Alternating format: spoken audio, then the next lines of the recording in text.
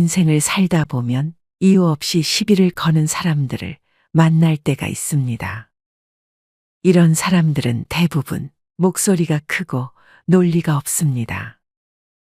가만히 듣고 있자니 기분이 나쁘고 감정적으로 대응하자니 똑같은 사람이 될까봐 이러지도 저러지도 못하다가 오늘 영상을 클릭하신 여러분 잘 오셨습니다.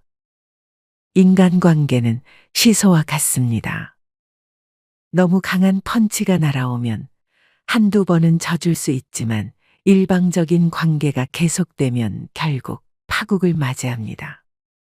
나의 인생에서 무례한 사람이 생기는 이유와 화내지 않고 상대를 이기는 방법 중 가장 중요한 한 가지를 말씀드리겠습니다.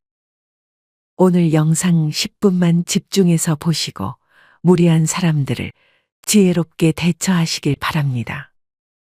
그 전에 구독과 좋아요 한 번씩 부탁드립니다. 여러분의 클릭 한 번으로 더 많은 지혜로운 영상을 만나보실 수 있습니다.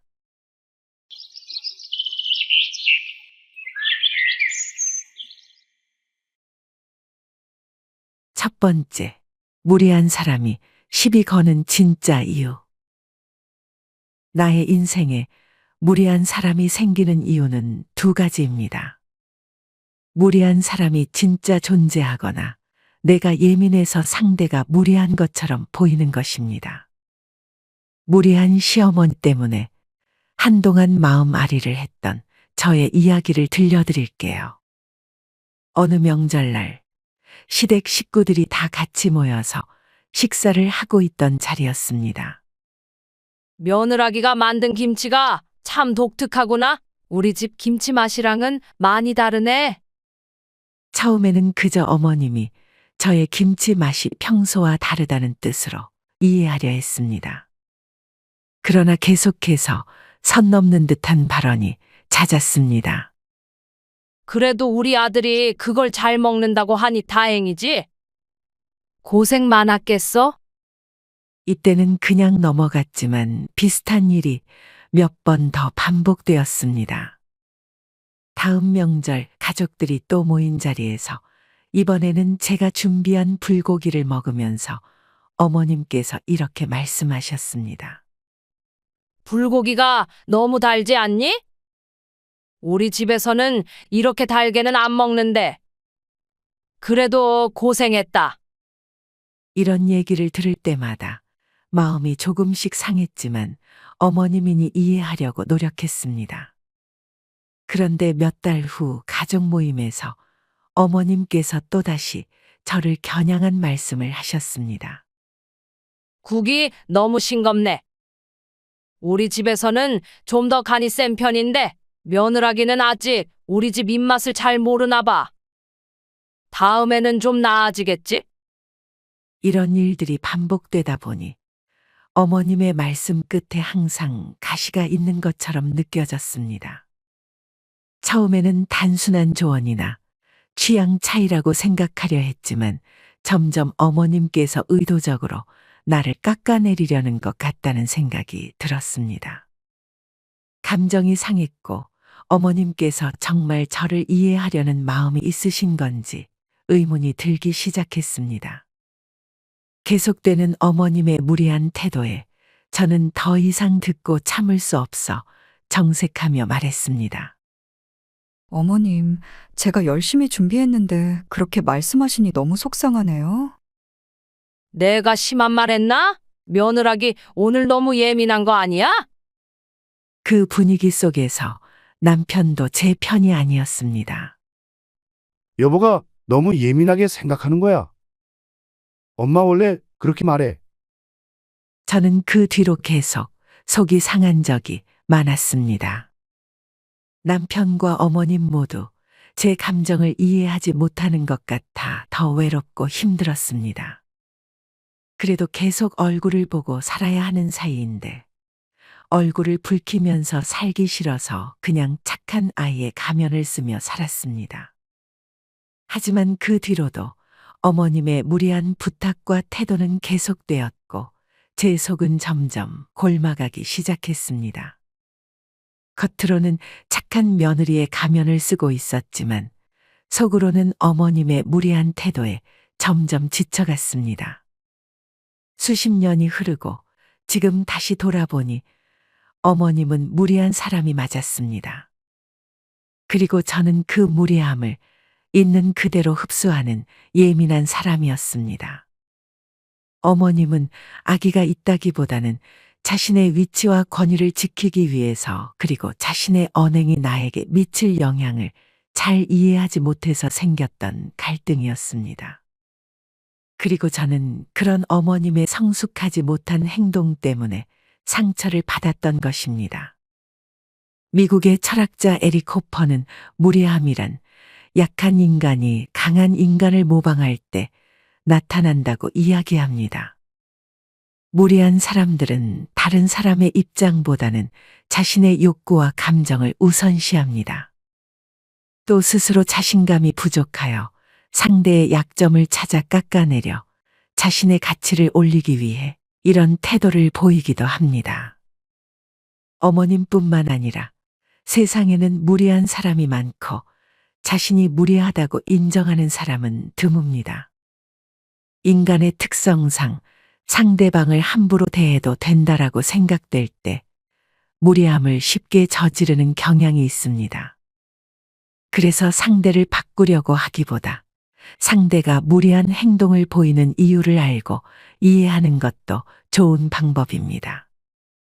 너무 담아두지 말고 적당히 흘리는 습관이 나를 위해 필요합니다. 그리고 너무 부당한 상황에서는 받아치는 기술 역시 필요합니다. 상대의 무례함을 탓하기보다는 나의 마음을 다스리는 것이 더 지혜로운 방법입니다. 두 번째, 무례한 사람 특징 3가지.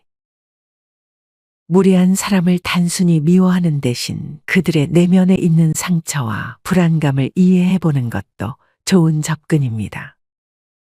그들의 무례한 행동은 단순히 성격 문제라기보다는 여러 감정적 요인들이 얽혀 나타나는 경우가 많기 때문입니다. 다양한 이유가 있을 수 있지만 가장 흔히 볼 수 있는 3가지 이유를 꼽아보자면 다음과 같습니다. 첫째, 과거의 상처입니다. 무례한 사람들은 종종 과거의 다른 사람들로부터 큰 상처를 받은 경험이 있을 수 있습니다. 이러한 경험들은 그들의 심리에 깊은 영향을 미쳐 타인에게 방어적이거나 공격적인 태도를 취하게 만들 수 있습니다. 둘째, 자신감 결여와 자존감 문제입니다. 무례한 사람들은 종종 자신에 대한 확신이 부족하고 자존감이 낮습니다.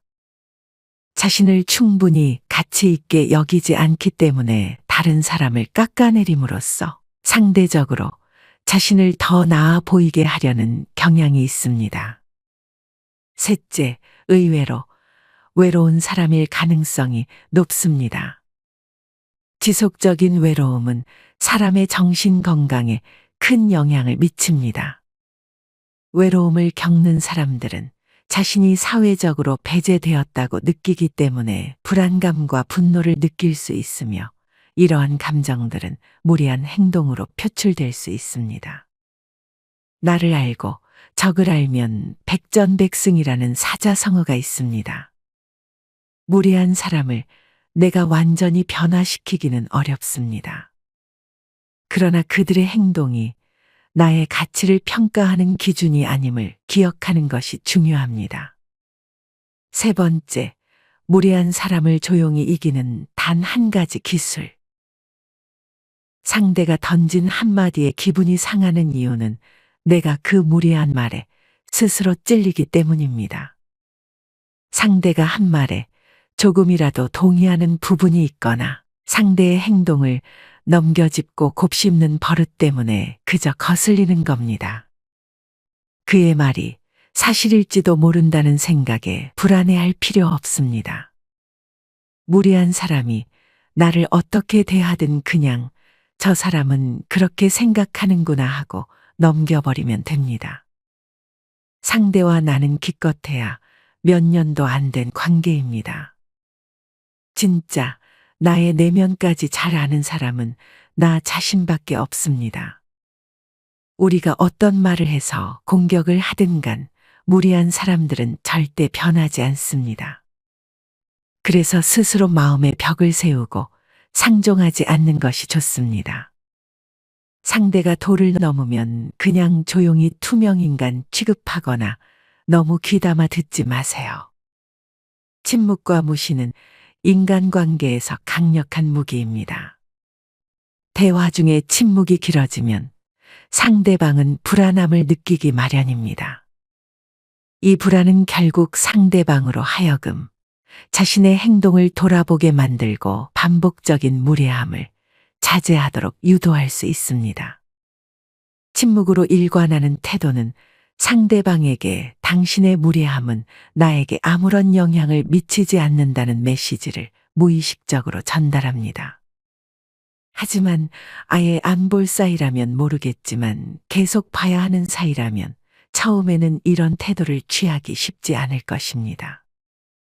하지만 딱 한 가지는 꼭 기억하시길 바랍니다. 그들의 행동이 나의 가치를 평가하는 기준이 될 수 없습니다. 상대의 무리한 행동에 휘둘리지 않도록 스스로의 자존감을 지키고 마음의 평화를 유지하는 것이 가장 효과적인 대응법입니다. 자신을 존중하고 사랑하는 마음을 가지면 상대의 공격적인 말이나 행동에 쉽게 흔들리지 않게 될 것입니다. 남에게 잘 보이려고 하는 욕심을 버리세요. 스스로 단단한 사람이 되면 자연스럽게 좋은 향기가 나는 것이 진리입니다. 무리한 사람들로 인해 소중한 에너지를 낭비하지 않고 자신이 진정으로 집중해야 할 것들에 집중해 보세요. 자신을 지키는 방법을 먼저 터득하면 여러분들의 인생은 한층 더 평온하고 긍정적으로 살아가게 될 것입니다. 세상에는 정상이 아닌 사람들이 많습니다. 하지만 이 정상의 범주에 있고 없고는 나의 기준입니다. 그래서 상대가 무례한지 내가 예민한 건지 구분하기가 더 어렵습니다. 특히 상대에게 양보하고자 하는 착한 마음을 가진 사람들이 더욱 나의 문제라 여기며 무례함을 계속해서 받아주는 경향이 있습니다. 하지만 인간관계에서 장착하는 착함이라는 무기는 처음에는 좋아 보여도 독약이 될 수 있습니다. 착하다는 것은 상대방의 의견만 수용하고 나의 마음을 나 몰라라 하는 것이 아닙니다. 상대에게 미움받을까봐 두려워서 상대가 나를 떠날까봐 계속해서 받아주다 보면 나란 사람은 없고 모든 사람에게 휘둘리게 됩니다. 좋은 사람이라는 말도 듣고 싶고 거절도 잘하고 싶은 것은 욕심입니다. 내가 욕심을 먼저 내려놓았을 때 무례한 사람이 인생에서 점점 사라지게 될 것입니다. 오늘 영상을 통해 여러분들의 마음이 편안해지길 바랍니다. 구독과 좋아요는 무료입니다. 여러분들의 클릭 한 번으로 지혜로운 영상을 더 빠르게 만나보실 수 있습니다. 감사합니다.